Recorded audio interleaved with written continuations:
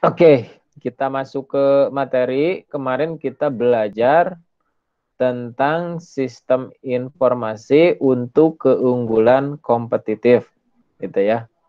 Poinnya adalah bagaimana sebuah organisasi atau perusahaan atau institusi bisa unggul, gitu ya, bisa memenangkan dalam kegiatan berbisnis, gitu ya, atau sesuai dengan visi misinya yang didukung dengan sistem informasi. Itu poinnya.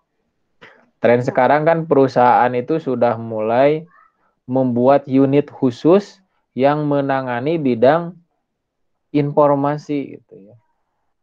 Salah satu unitnya misalnya TIK atau orangnya CIO misalnya.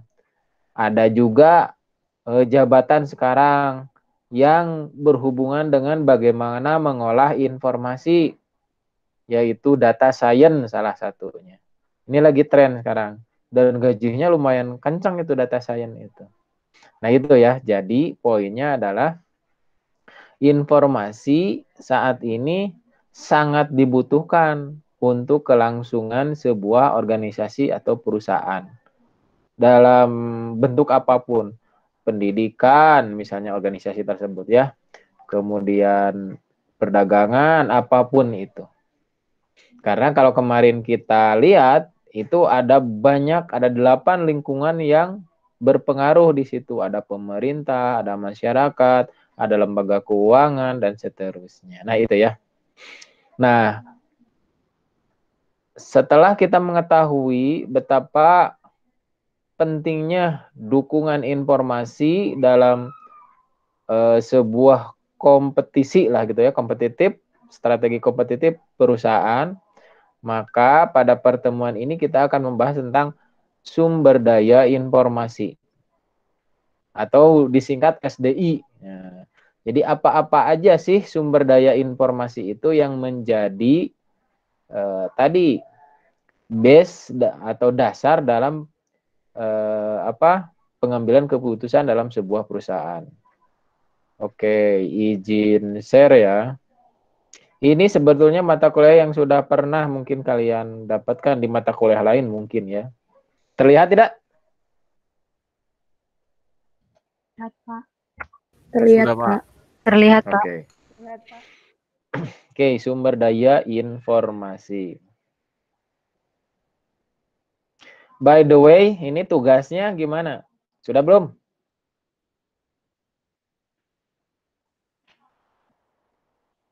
Membuat rantai porter. Sudah, Pak. Oke. Sudah. Nanti kita presentasikan ya. Setelah ini. Oke, sumber daya informasi. Jadi kemarin kita sudah belajar keunggulan informasi kompetitif, sistem informasi untuk keunggulan kompetitif gitu ya. Lingkungan yang mendukung untuk keunggulan kompetitif sebuah organisasi gitu ya.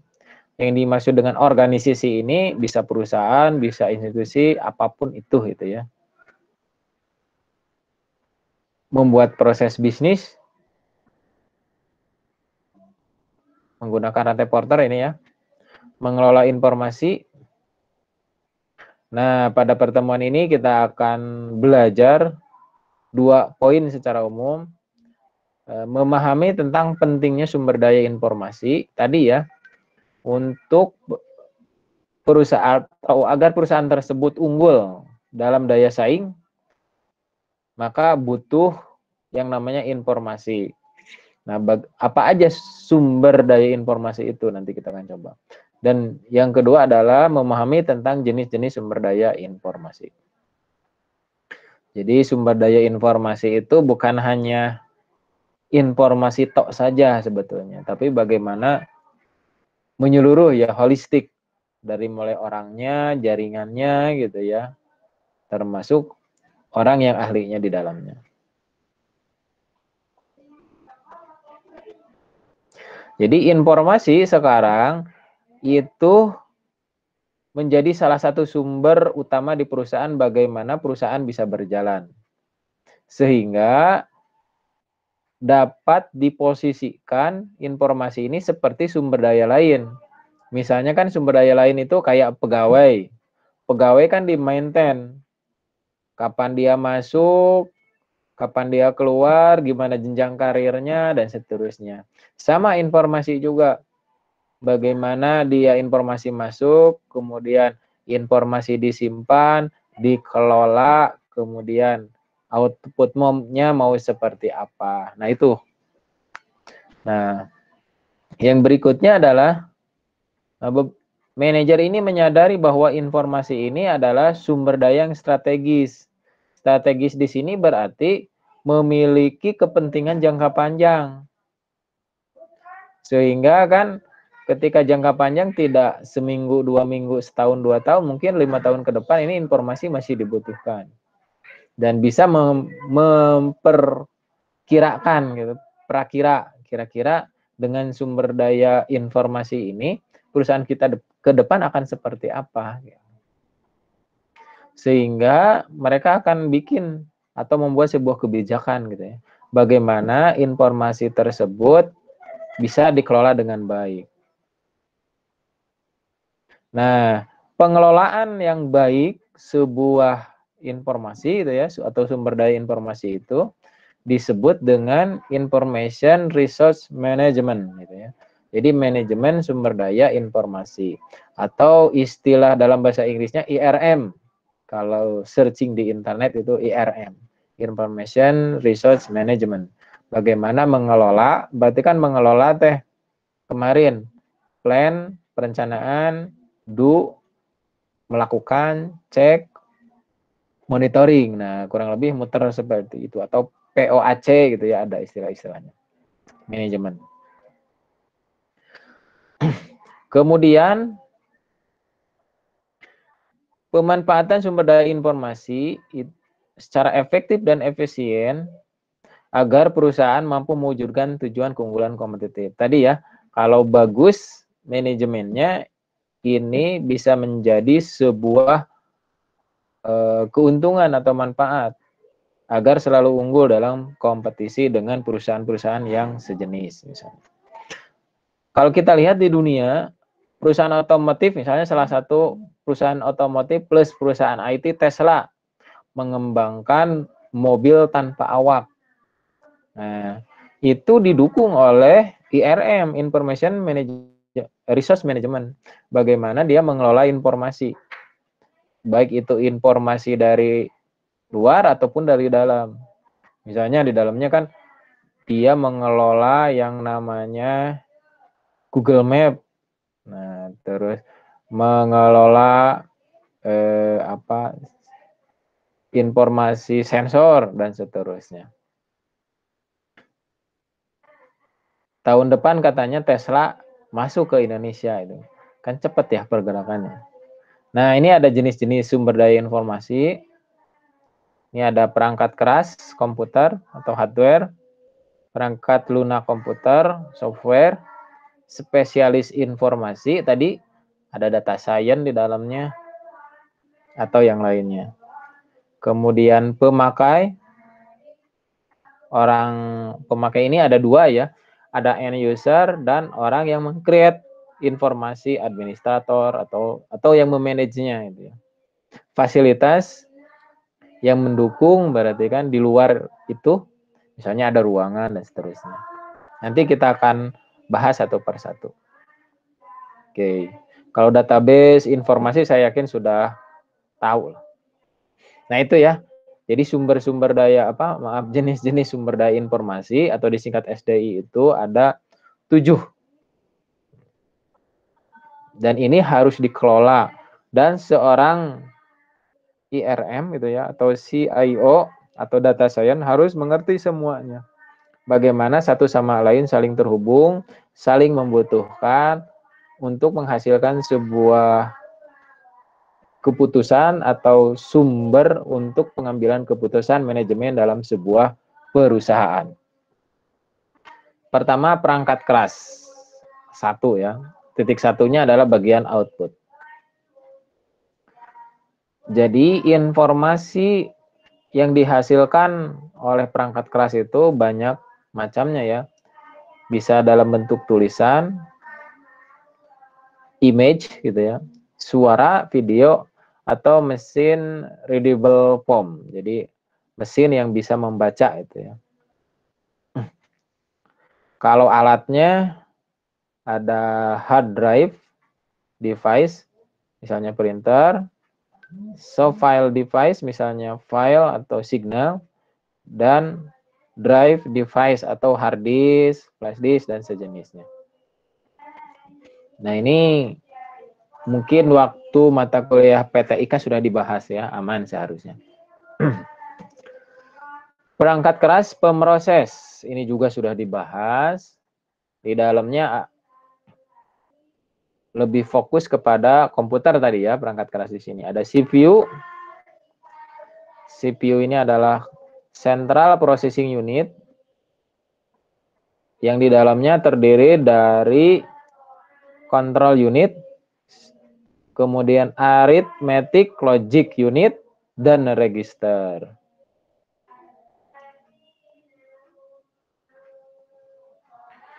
Jadi CPU ini jika ada input, ada sebuah program masuk, dia akan masuk ke control unit dulu. Di mana control unit akan mengontrol, akan memberikan semacam pengendali lah. Apa dulu yang harus diproses. Nah, misalnya ada program A masuk, oh ini harus diproses duluan nih, maka control unit akan akan memberikan aba-aba ke halu gitu ya untuk memproses. Kemudian setelah itu datanya disimpan dalam sebuah register dan mengeluarkan apa yang dihasilkan, terus aja seperti itu. Nah, ada main memory di dalam CPU itu ada maaf di luar CPU ya, maaf. Main memory itu ada RAM, ada ROM. Kalau RAM itu berarti kan dia bisa menyimpan dan menghapus data di dalamnya. Kalau ROM dia hanya bisa dibaca saja, read only ini. Kalau ini random access memory. Jadi dia biasanya ROM ini programnya sudah ditanamkan di pabrik langsung, sehingga kita hanya punya akses untuk membaca saja. Sedangkan ROM bisa baca dan tulis. Nah itu, ini untuk pemrosesan.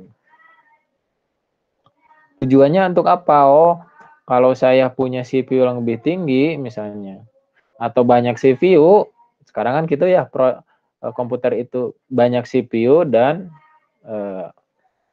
kecepatannya tinggi. Nah, berarti kan lebih mudah dalam pemrosesan informasi. Jadi tahu lah seorang data science atau sistem analis itu. Kemudian perangkat keras simpanan luar, maksudnya di luar dari tadi ya CPU, ada main memory, ada direct access storage device, dan sequential access storage device. Ini kartu punch tahun awal-awal komputer ada ini. Kalau sekarang kan sudah masuk ke sini dan ini nih.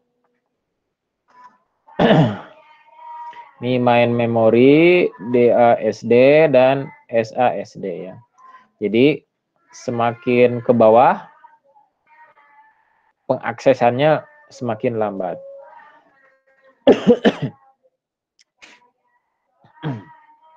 Oke, itu. Yang berikutnya perangkat lunak.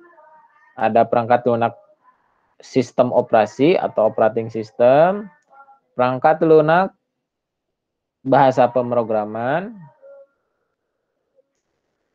kemudian perangkat lunak aplikasi. Nah ini ya, jadi untuk strukturnya seperti ini. Kalau kita melihat sebuah komputer, berarti kan di sini ada perangkat keras. Bagaimana perangkat keras bisa berkomunikasi dengan perangkat lunak? Berarti harus ditanamkan dulu sistem operasi. Setelah sistem operasi, baru dia bisa diinstal perangkat lunak lain di atasnya. Misalnya apakah itu bahasa pemrograman atau perangkat lunak aplikasi. Ini contohnya kalau sistem operasi kan ada Windows, Linux, dan seterusnya. Perangkat lunak bahasa pemrograman ada kan banyak, ada PHP misalnya, terus Pascal, C, dan seterusnya. Perangkat lunak aplikasi kayak Microsoft Office dan seterusnya biasanya digunakan untuk tujuan-tujuan tertentu untuk memudahkan aktivitas manusia, aplikasi desain misalnya dan seterusnya.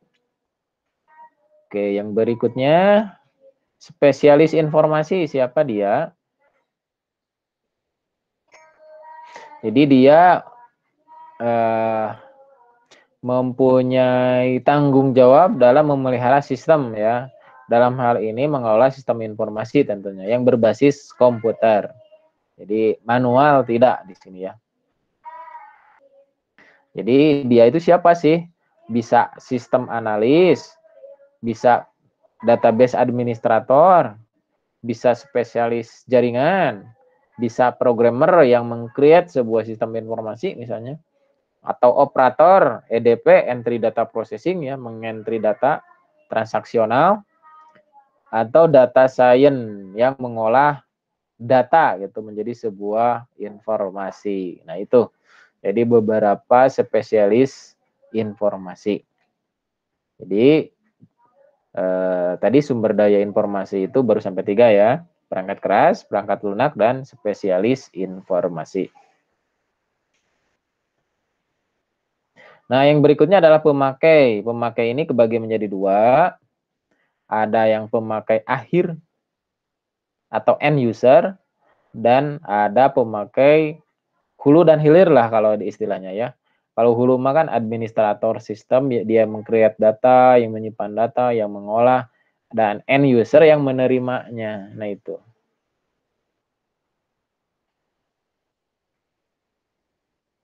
Ada istilah end user computing, UEC gitu ya.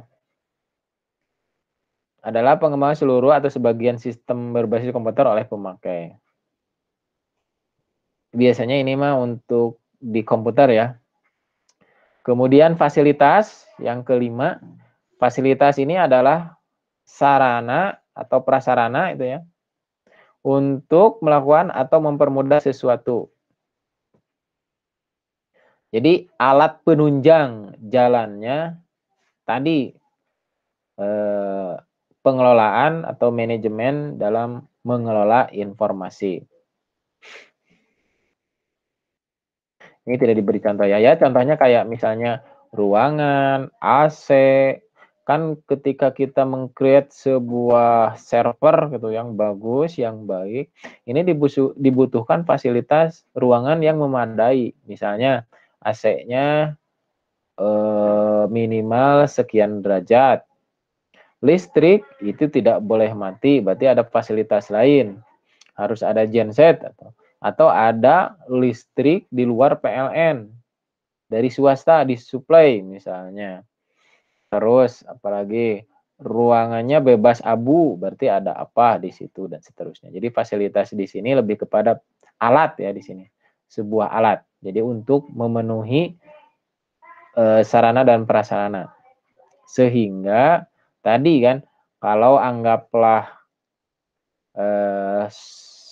sholat gitu ya, sebuah ibadah gitu ya, fasilitas itu wudhunya gitu, nggak sah kalau tidak wudhu kan sholatnya, sama lah kurang lebih seperti ini. Informasi ini bisa dikelola dengan baik apabila ada internet gitu kan, ada tempatnya, listriknya jalan kan gitu ya. Oke, itu. Yang keenam, database. Nggak usah saya bahas karena sekarang udah database 2 ya. Jadi intinya adalah sekumpulan data terintegrasi dalam sebuah organisasi yang nantinya akan menjadi cikal bakal menjadi sebuah informasi ini. Dan database ini harus di-manage. Makanya kalian belajar tentang bagaimana bukan hanya meng-create database, membuat sebuah query, tapi sebelumnya itu bagaimana meng-create sebuah normalisasi sebelum menjadi sebuah tabel. Normalisasi 1, 2 dan seterusnya, sehingga ketika menjadi sebuah tabel nantinya akan memudahkan dalam memanggil data dalam sebuah PL/SQL atau query. Bayangkan kalau misalnya perancangan database-nya ambruk gitu, query-nya akan memakan resource memori yang besar gitu, hanya untuk menampilkan data user misalnya. Kan bahaya itu. Nah, seorang sistem analis atau data science itu harus bisa minimal untuk membayangkan ke arah sananya gitu ya. Oh, hardware-nya harus seperti ini berarti. Jadi ada hubungan antara tadi perancangan database misalnya dengan memori. Oh, kalau perancangannya ini kurang bagus di database, nanti ketika query akan mengambil sumber daya memori yang gede misalnya. Itu. Dan yang terakhir adalah informasi. Saya juga tidak jelaskan informasi, sudah di awal sudah dijelaskan ya. Informasi ini berarti kan tadi ya data yang sudah diolah. Saya lebih menekankan kepada istilah CIO, Chief Information Officer, yang mempunyai pengertian lebih dari sekedar satu gelar ya. Di sini adalah seorang manajer jasa informasi dan memberikan keahlian manajerialnya untuk menyelesaikan permasalahan di sumber daya informasi. Jadi CIO ini dia tahu dari mulai data masuk, data diproses, data disimpan, sampai data keluar dalam sebuah perusahaan atau organisasi. Nah, kurang lebih seperti itu ya. Makanya zaman sekarang informasi itu mahal. Jadi lebih mahal daripada emas katanya. Kenapa misalnya Gojek banyak diburu oleh investor? Karena bukan masalah aplikasinya, tetapi data di dalamnya sangat banyak, sangat kaya gitu ya. Kalau kita lihat saling mencaplok perusahaan itu, dia lebih kepada membeli informasi yang ada di dalamnya. Untuk kepentingan apa? Ya tadi seorang data science misalnya atau CIO bisa merumuskan kira-kira di Indonesia ini orangnya suka apa sehingga ada peluang untuk menjual produk, menjual jasa terhadap tren orang di dalamnya misalnya. Kayak gitu. Oke. Itu untuk materi data sumber daya informasi atau SDI. Oke, silahkan kita buka tanya jawab.